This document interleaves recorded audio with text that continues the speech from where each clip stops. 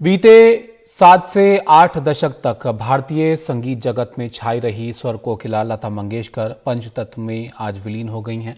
मुंबई के शिवाजी पार्क में राजकीय सम्मान के साथ उनका अंतिम संस्कार किया गया। प्रधानमंत्री मोदी समेत कई नेताओं और फिल्मी हस्तियों ने शिवाजी पार्क पहुंचकर उन्हें श्रद्धांजलि दी। मुंबई में उनके अंतिम दर्शन के लिए लोगों का हुजूम उमड़ पड़ा। मुंबई के ब्रीच कैंडी अस्पताल में सुबह करीब 8:15 बजे उन्होंने आखिरी सांस ली।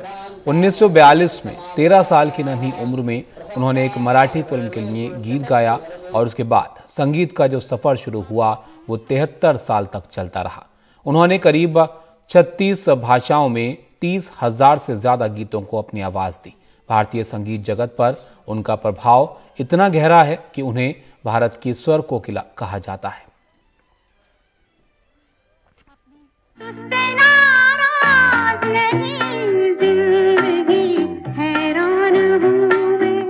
संगीत के आसमान का सबसे चमकदार सितारा टूट गया।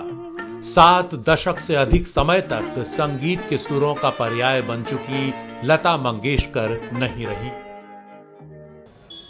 रविवार सुबह करीब 8:12 पर मुंबई के ब्रीच कैंडी अस्पताल में उन्होंने आखिरी सांस ली। लता मंगेशकर के निधन की खबर सुनते ही पूरा देश शोक में डूब गया।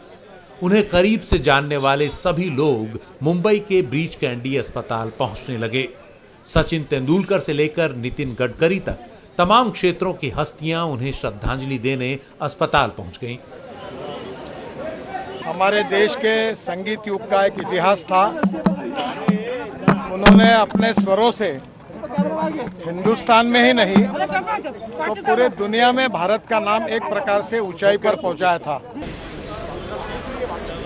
तय समय पर दोपहर करीब 12:30 बजे लता मंगेशकर का पार्थिव शरीर अस्पताल से उनके घर प्रभु कुंज ले जाया गया। अमिताभ बच्चन, जावेद अख्तर, मधुर भंडारकर और संजय लीला भंसाली समेत फिल्म जगत की तमाम शख्सियतें उनके अंतिम दर्शन करने उनके घर पहुंची। शाम करीब 5 बजे फूलों से लदे एक विशेष वाहन से उनकी अंतिम यात्रा उनके घर से मुंबई के शिवाजी पार्क के लिए निकली। रास्ते के दोनों ओर उनके हजारों चाहने वाले उन्हें अपनी अंतिम विदाई देने के लिए उमड़ पड़े। लता मंगेशकर अमर रहें के नारों के बीच उनकी अंतिम यात्रा शाम करीब 5:30 बजे शिवाजी पार्क पहुंची। यहां कुछ देर के लिए उनका पार्थिव शरीर अंतिम दर्शनों के लिए रखा गया। यहां भी उनके चाहने वालों की भीड़ उमड़ती गई।